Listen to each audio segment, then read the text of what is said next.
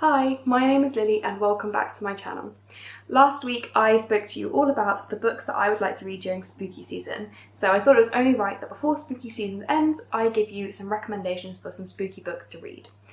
I am going to give you a real mixture of books here. There's going to be some light middle grade spooky books all the way up to proper horrors. There will also be some in-between regions as well, so hopefully I will cover a spooky book to suit all tastes in this video. The first book I'd like to speak to you about is The Graveyard Book by Neil Gaiman. Now this is coming up on your screen here because I unfortunately don't own a physical copy of this book. I listened to the audiobook while working at university, so I never bought the physical book. But I will say the audiobook is incredible and I would highly recommend it. It's read by Neil Gaiman, so it's just really, really good.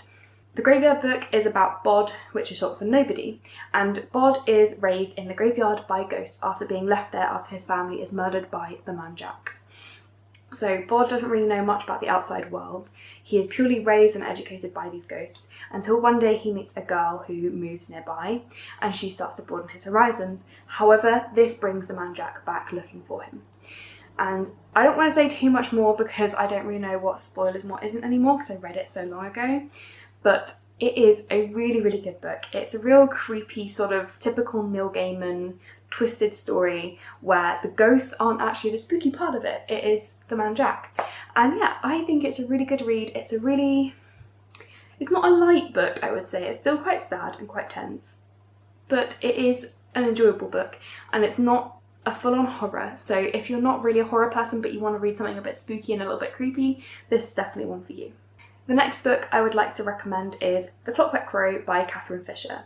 This is about a girl called Seren who is an orphan. She gets told that she has family in Wales, in a place called Clockwork, and she is sent to live there essentially. On the way at the train station, she is handed a parcel wrapped in newspaper and told not to open it. However, the man never comes back. So she does open it, and inside she finds the pieces of a clockwork crow, and when she assembles it, it comes to life and starts talking to her. And she and the clockwork crow discover that life at Plazafran isn't the happy ever after she thinks it's going to be, and it's up to her to bring back happiness and to sort of foil what's going on here. This really reminds me of Coraline. It has that real spooky vibe that children will find great and adults will find creepy. It really, really creeped me out, like it really got in my head. I really enjoyed it. It's very unique because it draws on Welsh folk tales, which you don't see a lot in books these days, and I am really excited about that. It's really different. It is the first book in a series, and at the moment there are 3 books out, and I'm not sure if there's going to be any more, but I would really recommend this. I've read book 1 and 2, and I have book 3 really high on my TBR, as you would have seen last week. So yeah, I would really recommend this book. Those 2 were middle grades, but the next one is a young adult and it's a little bit of a step up. Those 2 weren't real scary books. This one still isn't a scary book, but it's a step up from middle grade spooky, and that is Miss Peregrine's Home for Peculiar Children. This is written by Ransom Briggs and it uses a really, really cool, unique format. So in this book, you can see the cover here. There is an antique picture and this whole book revolves around these images. And originally the story was built around the pictures that the author found, and then later on he sort of worked pictures into the story. But so the first book really does this the best, but it is incredible throughout the series so far.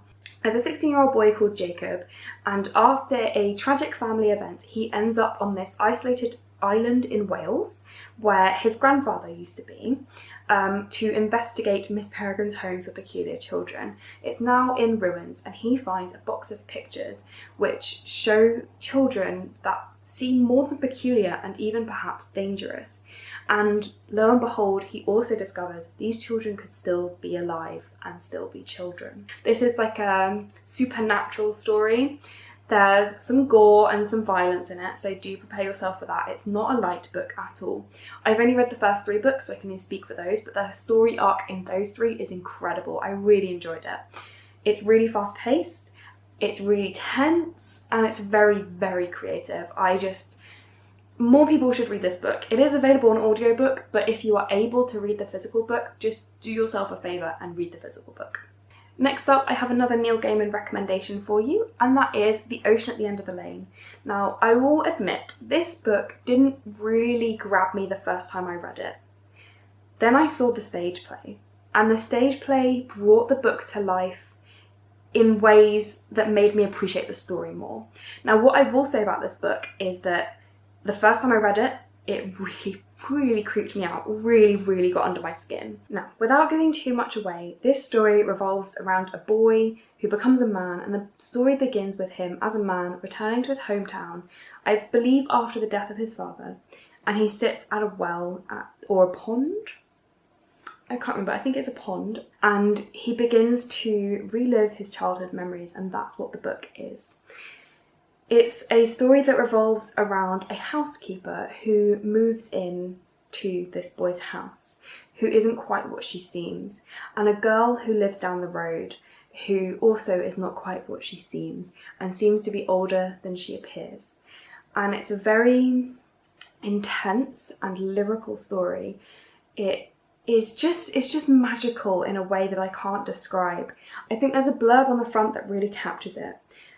So Joanne Harris has said, "Some books you read, some books you enjoy, but some books just swallow you up heart and soul." And that really is how this book feels. It just takes you all in and you take it all in, and it's so creepy, and it will really get under your skin. I promise it really will. It's so creepy. But it also just, I don't know, it just makes you think a lot about how childhood experiences influence you as an adult.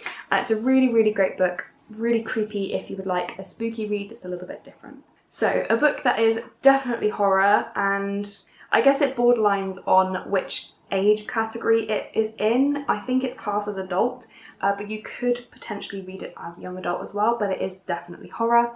And that is Lost Boy by Christina Henry. If you've watched more of my videos, you'll probably know that I am a bit of a fan of Christina Henry, and that's unusual for me because I'm not a real strict horror reader, so I don't really read many books that are pure horror. But I actually read some of hers and fell in love, and I'm recommending Lost Boy because I think it's a really unique story, and I think it's gonna shock you in ways you're not expecting.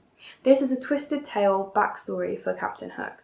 It tells a story of Peter Pan and how he gained his nemesis, essentially. And in this book, Peter is a psychopath, essentially, and forces the Lost Boys to fight to the death, especially when they begin to show signs of aging. And that's how they always stay young. So it's brutal, it's gruesome, it's shocking. If you really want a proper horror, this is one for you, especially if you want something that's really different. While we're on the subject of Christina Henry, I also want to recommend Alice. This is her retelling of Alice in Wonderland, in which Alice and the Mad Hatter, who is known as Hatcher, meet in an insane asylum, and they break out when there's a fire. And I'm not really sure what their goal is when this happens. So Alice wants to find out what happened to her years ago, essentially what put her into the insane asylum. And she and Hatcher end up exploring the world that they're in. I think it's just described as Old City. So they have to explore Old City, and they encounter all of the usual suspects in an Alice in Wonderland retelling, but much darker and more insidious. And this one is really brutal, really bloody. There's a lot of trigger warnings for this book, but again, it's really unique and really creative. So if you want a really different and highly engrossing read, this is one for you. Not a fan of strict horrors or fantasy on contemporaries? Illuminati might be the sci-fi spooky book for you. So this one, it's not strictly speaking like incredibly spooky, but towards the end, it gets very spooky, and it's really hard to explain why this is on my spooky list without spoiling. But essentially, there is a pathogen involved, and things get spooky. I don't really know, it's very gory, it's very violent. It really creeped me out, so when I've listened to the audiobook for this, listening to certain scenes in this book really gives you chills. It is terrifying, because essentially this virus makes people violent. And it is just unsettling. It really is. So if you want a horror, but you don't want to read a strict horror, and you want something that's sci-fi, this is a really good sort of hybrid between sci-fi and horror for me. And yeah, I really enjoy it. It's in a multimedia format, I guess you could call it. It is told in a mixture of things like transcripts and reports and sort of video chat, I guess you could call it. There's schematics, there's everything in this book.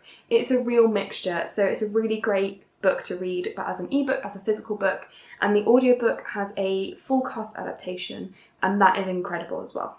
My next recommendation is Harrow Lake by Kat Ellis. Now this one is more of your traditional horror / thriller book.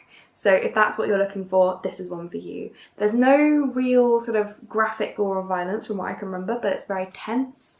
You could probably call it psychological as well.